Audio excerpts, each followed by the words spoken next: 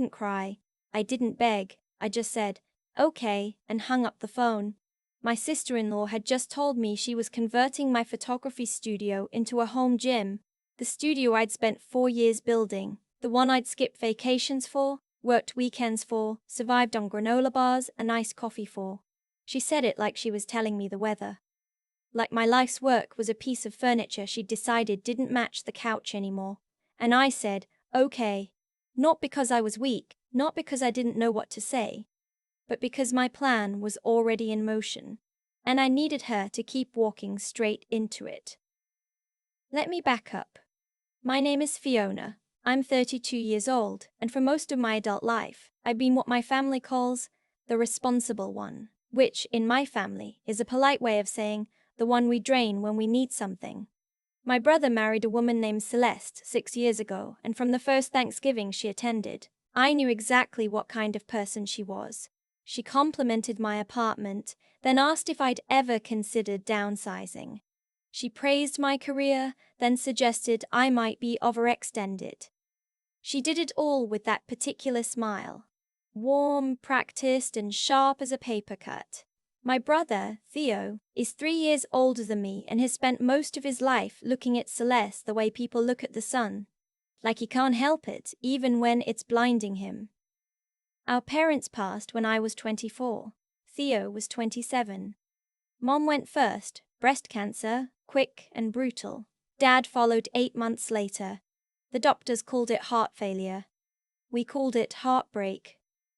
They left us the house in Clover Ridge, a suburb of Columbus, Ohio, and a modest life insurance payout split evenly between us. Theo used his half to put a down payment on a house with Celeste. I used mine to open Stillwater Studio.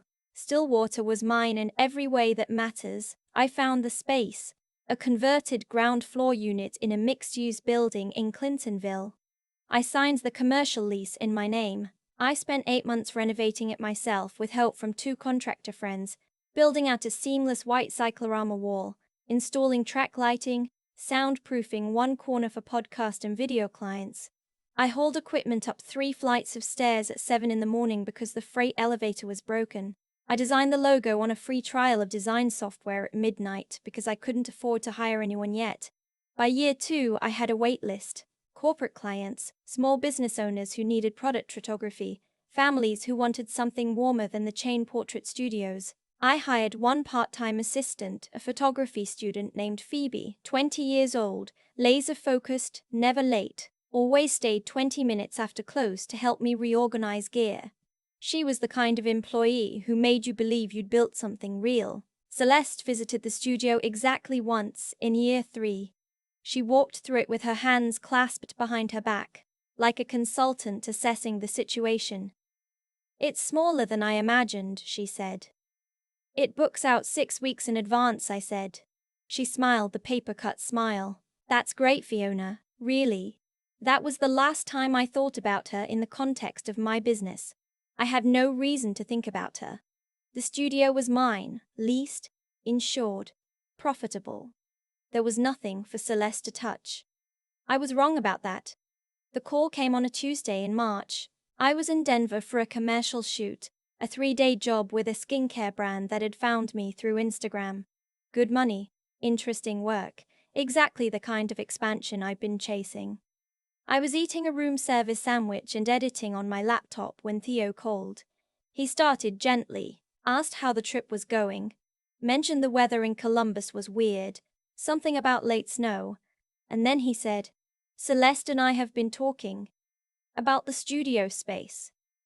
I put down the sandwich. We're thinking about converting it, he said, into a home gym, something Celeste can use year-round. She's been struggling to get to the gym with her schedule. And honestly, the commute from our place to your studio is only, Theo, I said. That's my business. It's a commercial space. You're renting it. I'm renting it, in my name, with my lease. There was a pause. I could hear Celeste in the background, not her words, just the cadence of her voice, the specific rhythm of someone coaching someone else on what to say. Celeste looked into it, Theo said slowly. She thinks if you sublease the space to us, we could. I'm not subleasing my studio. Another pause. Then Celeste's voice got closer, like she'd taken the phone or leaned into it. Fiona, your lease is up in 4 months. We thought maybe it was time to have a conversation about the future of the space. Honestly, you've been running yourself ragged. Theo and I just thought. I said, I'll talk to you when I'm back in Columbus, and I hung up. Here's the thing. I didn't panic. I know that sounds strange, but I didn't, because in the 3 seconds between Theo saying, the studio space, and me putting down that sandwich, something had clicked into place. I knew exactly what this was. Celeste had been calculating this for a while. She'd done the math on my lease, on my schedule, on the fact that I traveled regularly for shoots and couldn't always be physically present.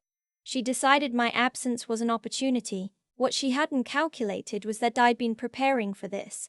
Not specifically, not consciously, but in the way that careful people always prepare. I had documentation, I had records, and I had a very good attorney. I called her that night. Her name is Miriam, and she's been my business attorney since year 1. I found her at a small firm in Short North that specialized in creative industry contracts. She was brilliant and methodical and had a habit of saying interesting in a way that meant someone is about to have a bad day. I told her everything. She said, interesting. I heard her typing. Your sublease clause prohibits any occupancy transfer without written consent from both you and the building's property management, she said. And you have a right of first renewal on your lease, meaning if they try to approach the landlord directly about the space, it goes to you first. What if Celeste contacts my landlord without telling me? Then she'd be interfering with an active commercial lease. That has consequences. I asked Miriam to prepare a formal notice. A letter documenting that Stillwater Studio's lease was current, exclusively held by me, and that any attempt to negotiate access to the space by a third party without my written consent would constitute a legal violation. She had it ready by Thursday morning. I didn't send it yet. I needed to understand exactly how far Celeste intended to go. I flew home Saturday.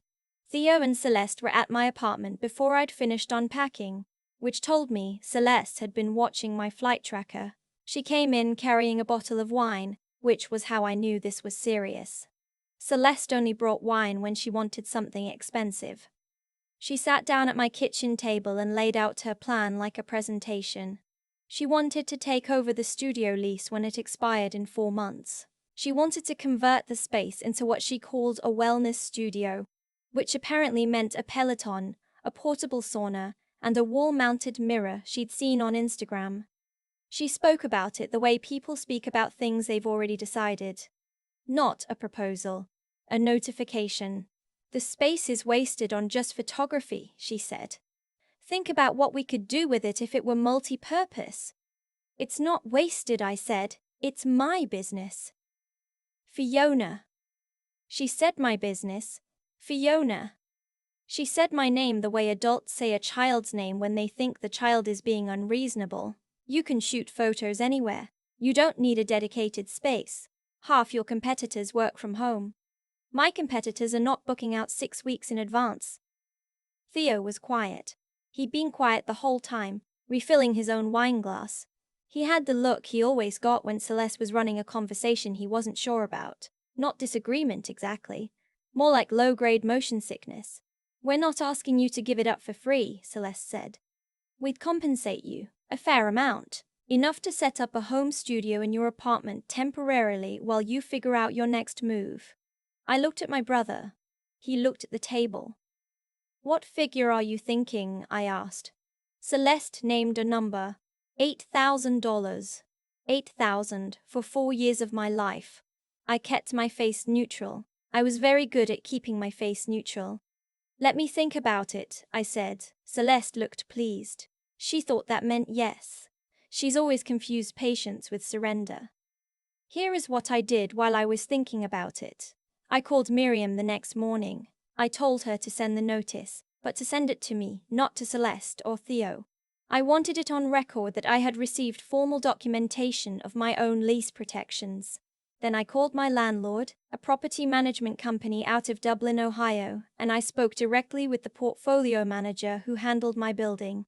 I explained that I was aware of interest from a third party in my lease space, and I wanted to formalize my right of first renewal immediately in writing before the lease window opened.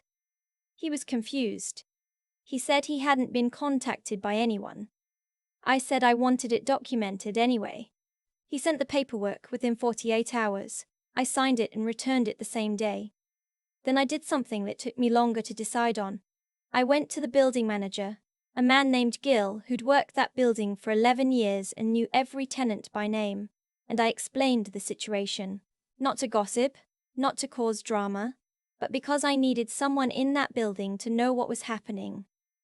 Gil listened, nodded slowly, and said, "Nobody's coming in or out of your unit without your keycard, Miss Fiona. That's in the lease." "I know," I said. "I just wanted to make sure we both knew I knew." He almost smiled. Meanwhile, Celeste had apparently decided that my "let me think about it" was close enough to a yes to start planning. She texted me a mood board, an actual mood board, with pictures of exercise equipment and warm wood flooring and a large neon sign that said "Rise." I screenshot every single one. 2 weeks later, Theo called to ask if I'd made a decision. I said I was still thinking. He sounded relieved, which told me he'd been hoping I'd drag it out. Theo doesn't like conflict. He never has. Even as a kid, he'd disappear into his room during arguments and re-emerge only when it was quiet. I used to think that was his weakness. Now I understood it differently. He wasn't avoiding conflict. He was waiting to see who won before he chose a side. Celeste, however, was not built for waiting. On a Friday night in late April, 6 weeks before my lease renewal date, I was driving back from a late shoot in Worthington when my phone buzzed.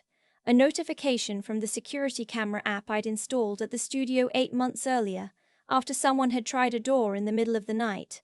The app sent motion alerts. I pulled into a gas station and opened it.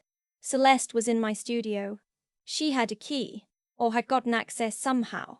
I'd find out later she'd told the weekend building attendant she was my sister and needed to measure the space for renovation planning. The attendant, new and undertrained, had let her use a building master key. She was standing in the center of my cyclorama, holding a tape measure, talking on the phone. I couldn't hear the call, but I could see her gesturing at the walls like a woman who already owned the place. I did not drive to the studio. I did not call the police. Not yet. I know how that sounds. I know some people reading this are already frustrated. Why didn't you go? Why didn't you call someone? Why did you let her stay in your space? Because if I'd gone, I'd have been the screaming sister-in-law at 10:30 on a Friday. Celeste would have cried. Theo would have sided with her out of reflex. My landlord would have heard dispute between family members and wanted nothing to do with any of us. I needed her to go further. I let her measure. I watched her on my phone from a gas station parking lot. I screenshot the timestamps. I forwarded the footage to Miriam at 11:04 p.m. with a subject line that said, "Unauthorized access, please advise." Miriam replied at 7:22 the next morning, "Interesting. Don't touch anything. Let me make a call." By that Monday, we had documented evidence of unauthorized entry into an active commercial lease space. The building management company was not pleased. The weekend attendant was placed on probation, and the formal notice Miriam had prepared 3 weeks earlier, the one outlining my lease protections, was now logged in the property management system with Monday's date. Celeste didn't know any of this. She texted me Sunday afternoon, had a chance to see the space properly. "It has such good bones. I think we can really make something special here." I replied, "Glad you liked it." Because here's the thing about people like Celeste. They interpret silence as agreement. They hear, "I'm thinking about it" as, "I'll say yes eventually." They look at patience and see passivity. She had spent 6 weeks building this vision in her head, and she'd already started treating it as real. Which meant that when the ground shifted, she wouldn't just be disappointed. She'd be humiliated. I scheduled a meeting for the first Saturday in May. I told Theo and Celeste I was ready to talk terms. Celeste asked if she could bring her design folder. I said sure. I also told Miriam to be available by phone. They came to my apartment at noon, Celeste had a physical folder, printed pages, colored tabs, a rough budget breakdown. She put real effort into it, which almost made me feel something. Almost. She walked me through the plan. Equipment costs, flooring, the Rise neon sign, which apparently was going to cost $600, paid for with what she described as the transition budget. She had a name for things. She called my buyout transition support, and her takeover the continuation of the space's potential. She was very good with language. I let her finish. Theo watched me watch her. He had that motion sickness look again. When she was done, I said, "I'm not taking the offer." Celeste blinked. "Fiona, I renewed my lease 2 weeks ago, 5-year term. The paperwork was finalized last Monday." The silence was very specific. It wasn't shocked, exactly. It was the sound of a plan hitting a wall at speed. Celeste stopped. Restarted. "You told us you were thinking about it." "I was. And I decided not to. But the space is mine, under lease, for the next 5 years." I slid a copy of the renewal documentation across the coffee table. I'd had Miriam printed on her firm's letterhead. "I also want you to know that your entry into the studio 2 Fridays ago was documented by security footage and has been reported to the building management company as unauthorized access. I'm not pursuing it legally at this time, but it's on record." Theo looked at the paper, then at Celeste, then at the paper again. Celeste's jaw was doing something complicated. She opened her mouth twice before anything came out. "I was just measuring, without my permission, in my leased commercial space, using access you obtained under false pretenses." I kept my voice even. "I'm not angry, Celeste. I'm just telling you where things stand. What happened next is something I've replayed a few times. Not with satisfaction exactly. More with the strange calm of watching a pattern complete itself." Celeste turned to Theo. She said, "Are you going to say something?" And Theo, my brother, the man who disappeared into his room during arguments and waited to see who won, looked at me for a long moment, then looked at her and said, "Fiona's right, it's her studio." 6 words, but they were the first time in 6 years I'd heard my brother say something like that out loud. Celeste picked up her design folder. She didn't say goodbye. She walked out of my apartment and waited in the car, and I watched Theo go through the specific discomfort of a person who has just done the right thing and knows he's going to pay for it at home. He stopped at the door. "I didn't know she went to the studio," he said. "I know you didn't. I'm sorry, Fee. I know that too." He left. I stood in my kitchen for a while. Then I texted Phoebe, "We've got 5 more years. Come in Monday. I want to show you something." She sent back 3 exclamation points and a camera emoji. She was 20 years old and still used emojis unironically, and I found that genuinely comforting. Phoebe came in Monday and I showed her the renewal documents. Then I told her I was expanding, adding a second shooting bay in the back storage room I'd been underusing. I'd already talked to my contractor friend about converting it. More space, more clients, more bookings. I also told her I was moving her from part-time to full-time with benefits. She stared at me. "Health insurance," I said, "and a real salary." She looked like she was going to cry, which made me look away because I was not going to cry in my own studio on a Monday morning about health insurance. I was not. I heard later, through a mutual friend, not through Theo directly, that Celeste had already put a deposit on the neon Rise sign. Non-refundable. $600, paid for out of her personal account, for a sign to hang in a building she'd never had any right to enter. I didn't feel triumphant when I heard that. I felt something quieter, something closer to resolution. Like watching a very long equation finally balance. My brother and I don't talk the way we used to. Not yet. There's something tender and half-healed between us. The way a bone reset after a bad break never quite feels the same as before. We have coffee sometimes. He asks about the studio. I ask about work. We don't mention Celeste, and I don't know if that will change. What I know is this: I built something real. I built it alone, on my own terms, with my own money and my own hands and my own sleepless nights.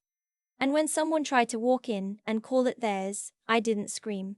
I didn't fight. I just made sure every piece of paper in that building had my name on it, and I waited. There's a moment I keep coming back to. Not the one where I slid the lease renewal across the coffee table. Not the one where Celeste walked out without saying goodbye. It's the quieter one. Me in a gas station parking lot at 10:30 at night, watching my sister-in-law measure my studio walls on a 2-inch phone screen, and feeling something I didn't expect. Calm. Not the numb kind of calm. The earned kind. I've thought a lot about why Celeste did what she did, and I don't think it was pure cruelty. I think she looked at my life and saw someone who wouldn't push back. I've been reliable for so long, the one who showed up, the one who figured things out, the one who absorbed the inconvenience so other people didn't have to, that I'd accidentally trained the people around me to see my patience as permission. That's not a character flaw in me, but it's something I had to stop enabling in others. What I've come to understand is that outcomes like this don't happen because of one dramatic moment. They happen because of 100 small, quiet decisions made before the confrontation ever arrives. The day I hired Miriam in year 1, the day I installed the security camera after a strange night, the day I called my landlord from a Denver hotel room instead of just waiting to see what happened. None of those felt like weapons at the time. They were just the ordinary habits of someone who takes their own work seriously, but they added up.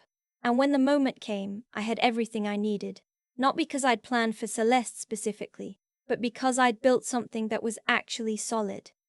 That's the thing I want to hold on to. Real integrity isn't dramatic. It doesn't announce itself. It's Phoebe showing up 20 minutes early. It's Gil, the building manager, knowing your name. It's a lease renewal signed before anyone else even knew the window was opening. It accumulates quietly, in the margins of ordinary days, and then it holds when something tries to shake it. The intelligence piece matters too, and I don't mean being the smartest person in the room. I mean being honest with yourself about what you're looking at. I knew what Celeste was doing from the first phone call. I didn't pretend it was a misunderstanding or talk myself into giving her the benefit of the doubt she hadn't earned. That clarity, the willingness to see a situation plainly even when it's uncomfortable, is what kept me from reacting too early or too late. Timing is a form of intelligence that doesn't get talked about enough. And then there's the part that's hardest to explain, the staying power. There were nights in year 1 when I wasn't sure Stillwater was going to make it. Nights I questioned everything, but I kept going, not because I was certain it would work, but because I believed it was worth the uncertainty. That same stubbornness is what let me sit in a gas station parking lot, watch my studio get measured by someone who thought she'd already won, and not move, because I knew the ending hadn't been written yet. Phoebe has full-time benefits now. The second shooting bay opens next month. The Rise sign is gathering dust in some return warehouse in Columbus, and every morning when I unlock that studio I think, this is what it looks like when you don't give up on the thing you built.